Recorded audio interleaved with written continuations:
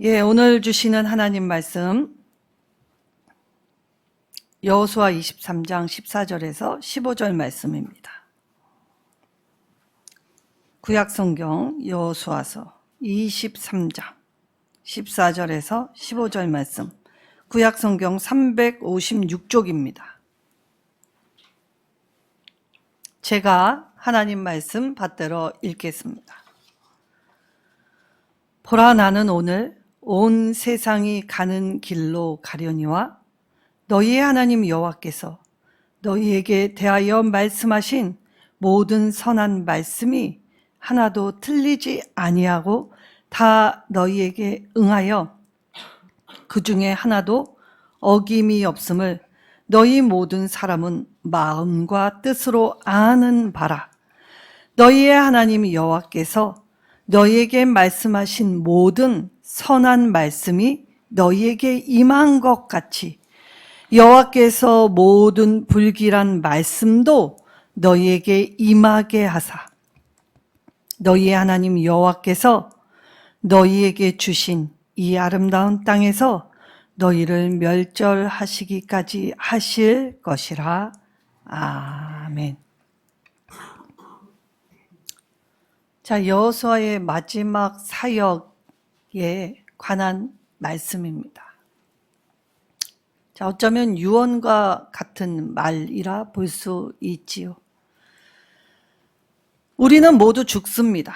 그래서 여호수아가 나는 오늘 온 세상이 가는 길로 간다라고 말하고 있지요. 죽음은 모든 사람에게 주어진 하나님의 공평하심입니다. 자, 삶은 때때로는 우리가 생각지 않고 예기치 않게 멈추라 하시면 멈춰야 할 때가 오지요.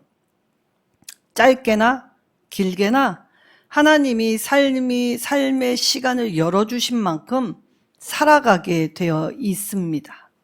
그러나 죽음은 예외 없습니다. 권력을 천년만년 누릴 것 같은 사람도, 또 건강했던 사람도, 병든 사람도, 가난한 사람도, 건강한 사람도, 자, 하나님이 오라 하실 때에는 다 모든 사람이 걸어가는 길, 죽음의 길이 있지요. 자, 그럼 죽음 이후의 삶을 누구도 이야기하지 않았기 때문에 사실 알 수 없습니다. 그래서 죽음을 맞는 순간이 매우 두렵지요. 세상 사람들이 두려워하는 각양 형태가 있지만 제일 두려워하는 것이 죽음입니다. 그런데 우리 그리스도인들은 이 죽음이 두렵지 않지요. 왜냐? 죽음이 끝이 아님을 알고 믿었기 때문입니다. 오늘 여호수아가 이제 세상 모든 사람들이 가는 길, 그 죽음의 길을 걸어가면서 조금의 위축함, 그리고 이 후회되는 모습이 없는 당당한 모습을 가지고 있는 것은 바로 하나님을 향한 믿음의 이 고백이 있었기 때문이지요. 그래서 그리스도인들은 웰빙, 잘 살려고 하는 것이 목적이 아니라 웰다잉, 잘 죽기 위해 준비하는 자가 그리스도인들입니다. 자, 여호수아는 오늘 이 가나안 땅의 정복 전쟁을 마친 후에 마지막으로 딱 3가지 사역을 해야 했습니다. 모든 사람들이 가는 길, 다시 말하면 지금 여호수아가 매우 나이가 많았다라는 걸 시사하지요. 나이 많았기 때문에 언제 죽을지 알 수 없기에 오늘 자신의 이 마지막이 언제 올지 모르지만 이 마지막을 잘 준비하고 있다는 사실에 주목해야 합니다. 자, 오늘날 우리가 나이를 먹으면 나는 할 만큼 했어, 옛날에 많이 했어 라고 얘기하면서 아무것도 안 하려고 하죠. 근데 오늘 여호수아의 모습을 통해 우리가 나이를 먹는다는 것, 그리고 내가 힘이 없고 연약하고 또 몸이 아플지라도 오늘 마지막 순간까지는 하나님이 주시는 이 사역에 최선을 다하는 사람들이 바로 그리스도인이어야 한다는 것을 오늘 여호수아의 모습을 통해 배워야 합니다. 자, 여호수아가 이제 죽기 전까지 마지막에 했던 새 사역이 무엇이었냐? 자, 여호수아 하면 떠오르는 것이 정복 전쟁의 지도자였습니다. 9지파 반, 2지파 반은 요단 동편에서 기업을 받았고, 이제 요단강을 건너서 요단 서편으로 왔을 때에 9지파 반에게 그들이 살 수 있는 삶의 터전, 그것을 분배하는 과정 안에서 돕는 역할로, 섬기는 역할로 자신의 사역을 행하였지요. 그리고 이 마지막 세 가지 사역이 무엇이었냐면 요단 동편과 서편에 도피성 6개를 세우는 일을 해야 했습니다.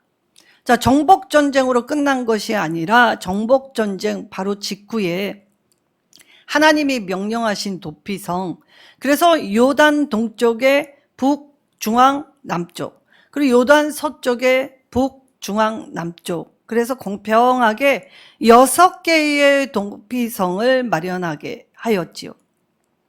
자, 살다 보면 의도치 않게 사건 사고에 휘말릴 때가 있습니다.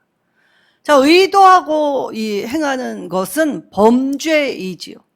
그래서 우리가 죄를 따질 때, 범죄를 따질 때 이게 정당 방위였는지 아니면 범죄였는지의 기준은 고의성을 따져보는 것입니다. 그래서 그때의 정황, 그리고 그때의 증인들, 이 여러 가지의 증거들, 보편적인 눈, 객관적인 눈으로 고의성이 있는지를 살펴보고 난 후에 정당방위 인정되면 무죄하다, 죄가 없다라고 판결을 받지요. 이 6개의 도피성이 바로 하나님 앞에 바로 이러한 의미를 가졌다는 것입니다. 살다 보면 예기치 않게 의도하지 않았는데 이 생명의 상함이 있을 수 있었다는 것이죠. 자, 특별히 유대인들은 이 보복성이 남달랐습니다. 그래서 자신들이 옳다라고 하면 먹지도 마시지도 않고 이 피의 보복을 위해 자신의 삶의 모든 시간과 에너지와 자신의 것을 다 불살라 이 보복하는데 이 열성을 가하게 되지요. 자, 바울이 잘못했다고 생각했을 때 이 유대인 40명이 바울을 죽이기 전까지는 내가 먹지도 자지도 않겠다라고 이 결사대를 조직한 사람들이 40명이나 되었다는 것을 보면 이 유대 민족 안에서 이 보복성 참 놀라운 것입니다. 자, 그러면 이 보복을 하게 될 때에 의도치 않게 휘말려서 했던 사람, 피해 보복자의 이 소나기에서 구원시키기 위해 나름의 방편, 그래서 하나님이 우리의 피난처 되심을 알려주는 것이 바로 도피성이었다는 것이죠. 무조건 도피성으로 도망가면 살려준다는 의미가 아닙니다. 만약에 도피성으로 들어갔는데 정황 증거와 여러 가지 판단 여하에 고의가 발견되면 끌어내서 재판받고 죽습니다. 하나님은 오늘 죄인일지라도 이 의도성, 자기가 계획한 범죄가 아니라면 이 피해 보복, 자, 피해 보복은 만약에 보복을 하면 후대는 그 보복의 보복, 그래서 이 쌍방간의 보복이 멈추지 않게 됩니다. 그래서 하나님은 자신의 삶을 살아내지 못하는 그러한 사람들의 우매함 속에서 더구나 후손들까지도 이 보복에 참여하면서 이 정말 자신의 일상의 삶에서 놓치고 있는 관계들, 가족들 더 핍절하게 되지요. 그래서 이 상처로부터 이 자신의 삶을 영위하지 못하는 인간의 우매함을 교정시켜 주시는 장치가 이 도피성이었습니다. 그래서 여호수아가 나이 많아 늙었지만 이 6개의 도피성을 지정하면서 이 보복으로부터 일상의 삶을 영위하지 않는 그 행태들을 막는 것으로, 그래서 손쉽게 피할 수 있도록, 그리고 하나님은 죄인일지라도 죄인들의 피난처가 되심을 이 상징적으로 알게 해 주었다는 것입니다. 그러나 의도가 없었다 하여도 이 무조건 이 살게 해 준 것은 아니시지요. 의도가 없어도 어쨌든 생명이 상했다면 곰곰이 내가 비록 실수였다 할지라도 왜 내가 그러한 일을 했을까를 그 도피성 안에서 자신의 가족에게 못 돌아갑니다. 살아있는데 볼 수 없지요. 도피성 안에서만 살아야 했습니다. 생명은 보장되었지만 나올 수 없게 하셨지요. 언제까지 못 나옵니까? 그때에 대제사장이 죽을 때까지는 못 나오게 만들었습니다. 그러니까 일평생 이 도피성 안에서 삶을 허락받았지만 네가 지은 죄, 그리고 네가 실수로 생명을 상하게 했을 때 그의 가족들의 절절한 아픔을 공감하면서 반성하라라는 의미였습니다. 그러니 도피성의 안에 담겨 있는 하나님의 사랑의 마음, 그 자비, 긍휼, 그리고 죄인들까지도 아우르셔서 이 하나님이 배려해 주신 그 장치를 보면서 내가 어떠한 사랑을 받는지를, 하나님은 누구신지를 볼 수 있게 하라라고 하여 이 도피성을 지정하는 일을 하게 됩니다. 두 번째, 땅을 기업으로 분배받지 못한 유일한 한 지파가 있었지요. 누구였습니까? 레위 지파였습니다. 레위 지파는 한 곳에 정착하여 몰아 살지 못하게 만들었습니다.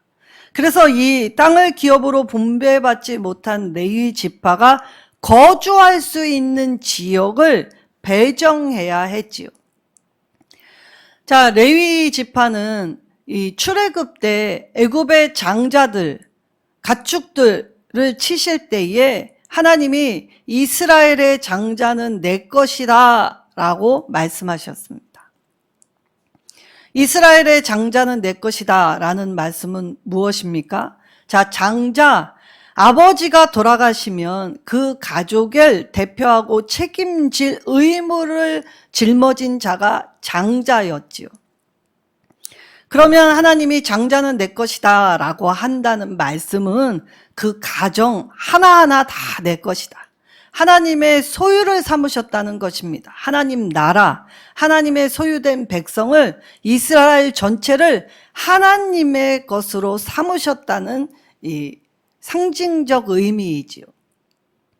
그런데 이 장자가 가정을 돌보아야 할 의무가 있기 때문에 장자들을 하나님의 일을 하라고 착출할 수는 없었습니다. 그래서 이 장자들의 몫을 대신할 한 지파, 레위 지파를 구별하여 하나님의 일에 전무할 수 있도록 이 역할과 이 일들을 사명을 주시면서 레위 지파가 하나님을 섬기는 일을 하게 되었지요. 장자 대신 레위 지파가 선택을 받았습니다. 자, 그러면 나머지 지파들은 다 땅을 할당 받았는데 레위 지파는 땅을 할당 받지 못했기 때문에 그들도 삶을 영위해야 하니까 이 여호수아가 이 나머지 다 지파들이 할당 받은 그 부분에서 그 각각의 지파에 할당된 금의 땅을 나눠서 레위 지파에게 할당해 주어라라고 하였던 것이지요. 그래서 레위 지파가 거주할 수 있는 걸 각각의 지파들에게서 얻어서 주게 됩니다. 자, 그러면 왜 레위 지파는 한 곳에 몰려 살지 않았을까요? 그들이 했던 역할 때문에, 사명 때문에 그러합니다. 자, 그들은 이 이스라엘의 많은 사람들이 삶에서 짓는 죄를 회개하기 위하여 이 주님의 성막으로 나오게 할 때에 이들의 죄, 하나님 앞에 이 죄로부터 깨어진 관계를 돕는 역할, 제사를 돕는 역할을 하게 하셨지요. 그러나 제사만 돕는 역할이 이들의 몫이 아닙니다. 사실 제사는 이 매일매일 드려지는 것이 아니지 않습니까? 그래서 레위인들이 흩어져서 각 지파에 이 할당된 땅에 섞여 살면서 이들이 해야 할 가장 중요한 임무는 하나님 말씀을 가르치는 일이었습니다. 그래서 백성들의 삶과 함께 매일매일 하나님의 마음이 어떠신지, 하나님의 말씀은 어떤 뜻인지를 이 삶에서 가르치는 역할을 해야 했기에 레위 지파가 흩어져 살 수밖에 없었던 것이죠. 그래서 레위인들은 항상 하나님의 몫으로 돌림을 받았던 걸 받아서 살게 하셨습니다. 근데 이스라엘의 완악함이 어디에 있었습니까? 자기들 먹고 살기 힘들다고 하나님께 드려야 할 몫을 드리지 않게 되지요. 그래서 레위인들이 고아와 과부와 같은 신세로 전락했던 것입니다. 그래서 율법에는 고아와 과부와 레위인들을 돌보라고 얘기를 하게 되었던 것이지요. 하나님 앞에 오늘 내가 큰 은혜를 받았다면 그거 나 혼자 잘 먹고 잘 살라고 주신 것이 아니라 내가 이걸 가지고 나보다 못한 사람들을 돌보라고 주셨다. 그래서 먼저 받은 은혜를 떠올릴 때 내 것이 아니다. 청지기 정신으로 살라는 것이죠. 내 것이 아니니까 하나님이 나에게 주신 것, 그래서 맡겨주신 것을 생각하면 오늘 내 소유가 아니라 하나님 소유였기에 나에게 누구보다 더 많이 풍성히 주셨다면 나누라고 주셨구나. 그렇게 깨달으며 나아가라고 말씀하셨던 것입니다. 그래서 레위인들의 주된 임무는 물론 하나님의 제사를 돕는 역할도 하였지만 주된 임무는 하나님의 말씀을 삶에서 백성들과 함께 섞여 살면서 백성들을 하나님과 친밀할 수 있도록 돕는 역할을 하게 하셨다는 것입니다. 그래서 레위인들은 섬기고 가르치고 백성들을 인도할 사명을 부여받게 되었죠. 그리고 세 번째 마지막 사역에 행할 이는 이 요단 동편의 두 지파 반을 이제 일상으로 돌려보내는 일을 하여야 했습니다. 자, 먼저 할당받았기 때문에 모세는 네가 먼저 할당받았기 때문에 뒤로 물러가거나 그리고 이 일에 전력 질주하지 않으면 저주받을 것 아주 강경하게 이야기를 하지요. 근데 사람은 절대 안 그럽니다. 하나님, 이 기도 제목을 들어주시면 나 이렇게 안 삽니다. 라고 하지만 실상 평안해지면 어떻게 합니까? 우리는 그렇게 삽니다.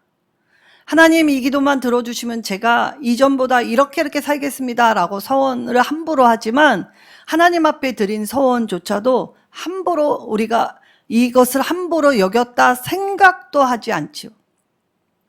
그래서 사실 요단 동쪽의 두 지파 반의 처사를 간간히 살펴보면 사실 앞장서지 않았습니다. 그들은 4만밖에 보내지 않았습니다. 이 전투에 전력 질주를 하라 했지만 사실 뒤로 많이 빼돌렸던 걸 볼 수 있지요. 괘씸하지만 정말 잘못했지만 여호수아는 한 공동체였기 때문에 그들을 질타하기보다는 오히려 오늘 하나님의 말씀으로 권면을 합니다. 그래서 일상의 삶으로 돌아가게 될 때에 힘을 보탰고 그 힘이 비록 미력하였다 하더라도 이들을 돌려보내면서 이 여호수아 22장 5절에 이들에게 강력하게 권면했던 건 무엇이었습니까? 마음을 다하고 성품을 다하고 하나님을 섬기라 라고 이 강력 권면을 하고 돌려보내게 됩니다. 자, 유대인들의 교육에 신명기의 쉐마 교육 6장에 있는 말씀을 가지고 똑같이 이야기하지요.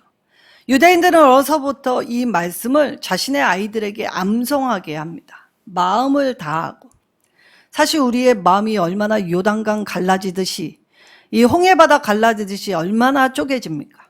4분 오열되는 게 우리의 마음이지요. 이때 다하고라는 말, 사실 여기에 마음이나 생각이나 그리고 우리의 뜻, 성품, 이것이 중요한 게 아니고 중요한 게 무엇입니까? 다라는 말입니다. 자, 그럼 다하다라는 것, 우리가 익히 볼 수 있는 대상이 누굽니까? 바로 부모님입니다. 부모님을 다함없는 사랑을 주신 분이라고 표현하죠. 자, 부모님은 사실 자기도 힘든데 아이가 울면 이 잠이 모자른데도 아이의 울음에 응답하기에 자기의 피로를 표현하지 않습니다. 야, 이놈아, 엄마가 얼마나 지금 괴롭고 힘든데 네가 울어! 라고 내팽겨투지 않지요. 쌌는지 배가 고픈지 뭐가 필요한지 수시로 아이에서 눈을 띄지 않습니다. 순간 방심하면 아이가 잘못될까 우려하였기 때문에 늘 자신의 관심이 아이에게 집중되어 있지요. 그리고 아이가 웃으면 자신의 아이를 낳았던 그 아픔을 잊어버립니다. 그 한박 웃음 하나로 자기가 정말 하늘이 노랗고 허리가 끊어지고 살생살이 찢어지는 그 아픔을 아이의 웃음 하나로 잊어버리죠. 사랑이 충족하여서, 그래서 사랑하는 일에서 조금의 어려움이나 피로함을 이야기하지 않습니다. 아이가 아프면 내가 대신 아파주면 좋았을 것이라고 얘기하죠. 너를 위해서라면 내 생명 주어도 아깝지 않다라고 하지요. 자, 이것이 다함이라는 뜻입니다. 내가 가진 최선을 다함. 그러니까 나는 부족하지만 내가 가진 책임, 내가 가진 것을 가지고 힘을 끌어 모아서 지키는 일, 그리고 이것을 채우는 일, 돌보는 일, 인도하는 일, 그것을 다하. 그래서 하나님을 섬길 때 이렇게 하라는 것입니다. 하나님, 나는 힘이 없는데요. 나는 무식한데요. 나는 연약한데요. 나는 할 게 없습니다. 라고 핑계치 않고 하나님이 원하신다면, 내 작은 힘이 필요하시다면 하나님 그렇습니다. 해보겠습니다. 시작해 보겠습니다. 결과는 하나님께 맡기고 나아가 보겠습니다. 이렇게 살라는 것입니다. 시작도 해보기 전에 따져보고 판단하여 이건 좀 아닌 것 같습니다. 아직 때가 아닙니다. 이건 내가 할 수 없습니다. 내 판단을 내려놓고 하나님의 말씀에 순종하라 했는데 여전히 내 방식, 내 판단으로 일한다는 것이죠. 그래서 여호수아는 이 자신의 이 나이를 많이 먹었어도 죽기 전까지 이 일을 행했다. 저도 여호수아 본받아 앞으로 가는 자세, 바로 죽기 전까지 이러한 사람이 되었으면 좋겠다라고 하며 이 말씀을 받았습니다. 참 변하지 않는다는 것이 더 쉽지 않은 일입니다. 사람은 늘 변합니다. 그래서 초심도 잃고, 그리고 결과가 중요하다라고 생각할 때 과정을 쉽게 소홀히 생각하지요. 그래서 여호수아가 이 마지막 세 가지 사역을 하면서 마지막 설교, 유언 같은 말을 오늘 본문의 말씀에 했던 것입니다. 자, 늙고 나니 우리가 지나고 나면 그런 생각 늘 하지 않습니까? 아, 그때 내가 조금 다른 선택을 했더라면 지금 나는 어땠을까? 후회하지요. 내가 그때 조금 더 용기를 내봤더라면 지금 그럴 걸. 우리는 늘 후회와 이 번민, 그리고 우리가 하지 못했던 것에 대한 미련, 그걸 붙잡으며 삽니다.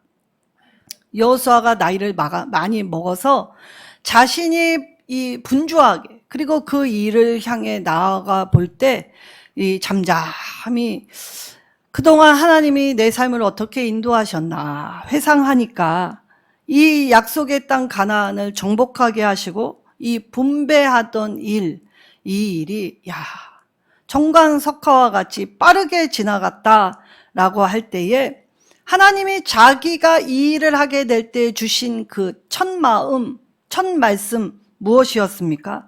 좌로나 우로나 치우치지 말고 하나님이 주시는 말씀에 기록한 말씀을 다 지켜 행하고 하나님만 사랑하라 라는 것이었습니다. 그래서 자기의 투쟁의 역사를 살펴보니 하나님의 사랑으로 말미암아 지금의 이 때를 볼 수 있게 하시고 이걸 알 수 있게 하셨구나 라고 하셨지요. 그래서 여호수아가 자신의 삶을 회상하면서 돌아보면서 점검하면서 여호수아 23장 6절과 11절에 뭐라고 합니까? 스스로 조심하여 너희의 하나님 여호와를 사랑하라 라고 했습니다. 자, 투쟁해라, 이겨라, 먹어라, 정복전쟁의 이 지도자답게 이렇게 얘기해야 되지 않습니까? 두려워하지 말고 쳐서 이겨라, 극복해라, 나아가라 라고 한 게 아니라 하나님을 사랑하라고 이야기합니다. 하나님이 정복과 분배의 과정을 통해서 자기가 했던 일이 얼마나 미비했는지를 알았기 때문이지요. 이 하나님의 돌보심과 사랑의 충족을 알았기 때문에 해답은 하나님을 사랑하는 일이었구나. 내가 이 땅 따먹기에서 이기는 것이 중요한 것이 아니라 하나님 앞에서 이것을 행해라고 하셨던 말씀입니다.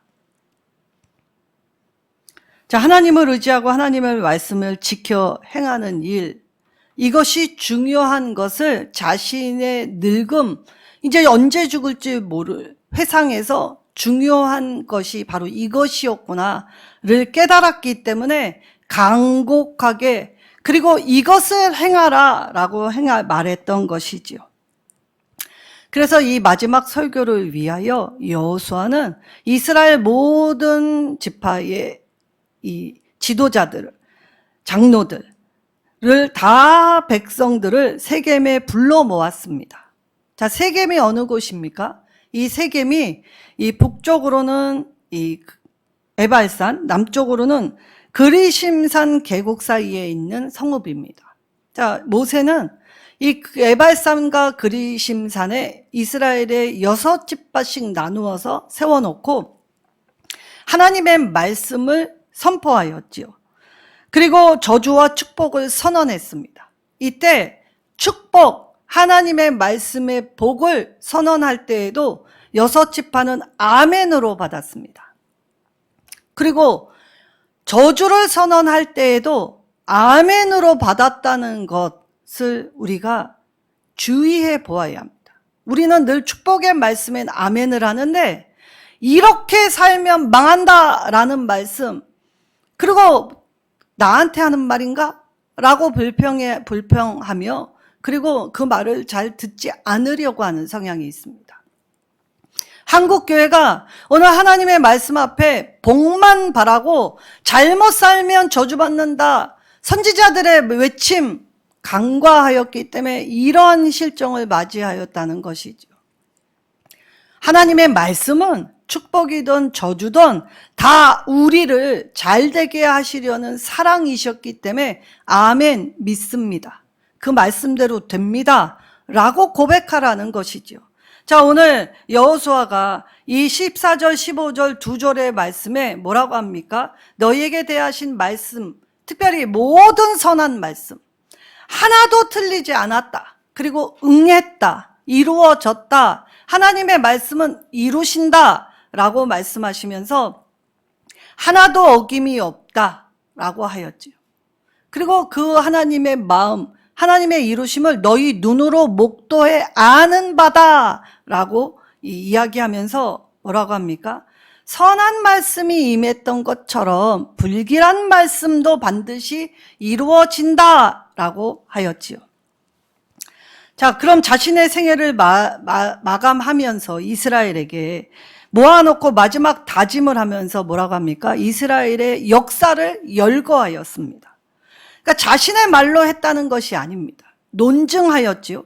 하나님을 경외하라라고 하면서 온전함과 진실함으로 반응하여 하나님을 섬기라고, 그리고 섬김을 권면했을 뿐만이 아니라 결단하라고 요구하였습니다.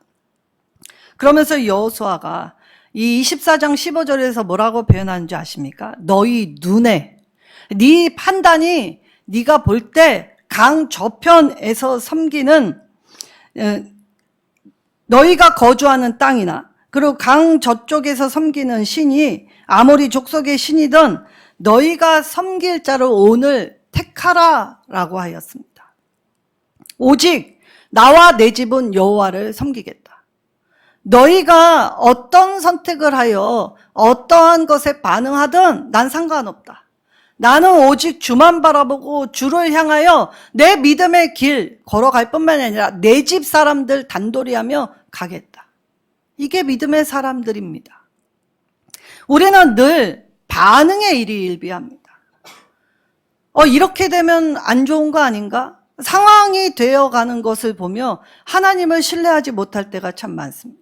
여호수아는 오늘 자신이 나이 많아 늙어 사람들이 아무 힘 없다라고 생각하는 그때에 힘주어 이야기하였던 것, 내 삶을 돌아보니 하나님의 손길이 안 미친 곳이 전혀 없었고 하나님이 하셨더라 라는 게 난 분명했다. 그래서 나는 나와 내 집은 하나님만 섬길 걸 나는 결단했고, 그리고 섬길 것이다. 그리고 나의 후손들에게도 이것을 강조할 것이다 라고 이야기하였던 것입니다. 백성들의 다짐, 사실 백성들이 여호수아 앞에 다짐한 게 한두 번입니까?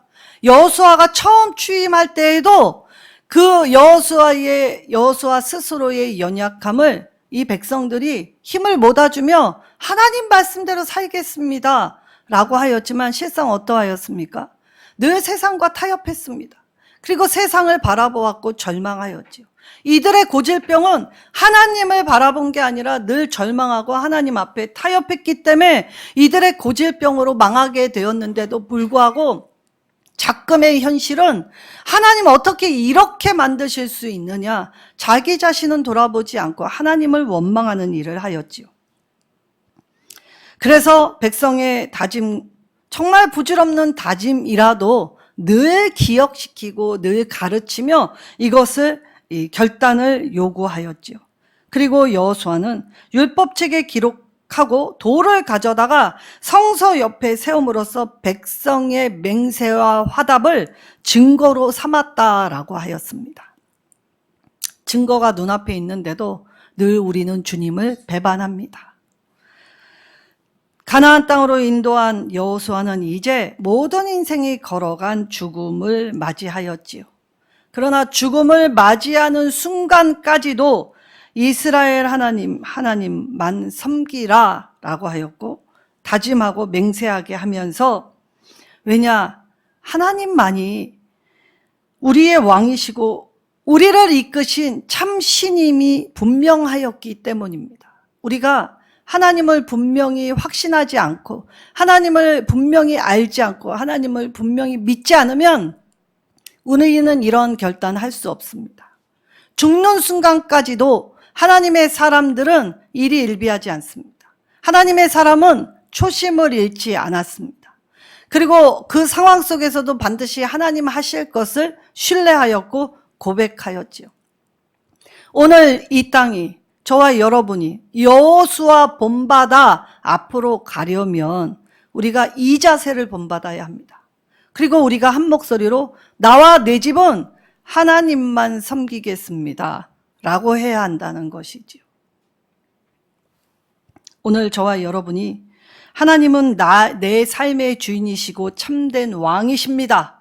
왕으로 모시어 드렸기에 순종하며 모든 인생이 걸어가는 그 순간을 맞이할 때 나는 그것이 끝이 아니라 새로운 시작임을 믿기에 하나님을 믿으며 내 삶을 말씀의 가르침을 받으며 훈련받으며 그렇게 매일매일 결단하며 나아가겠습니다. 라고 고백하고 주님 앞에 기도하고 말씀 들으면 그 말씀의 힘이 우리를 이끌어 가실 것입니다. 이김을 주시는 하나님의 능력 힘입으시는 저와 여러분 되시기를 예수님의 이름으로 축원합니다.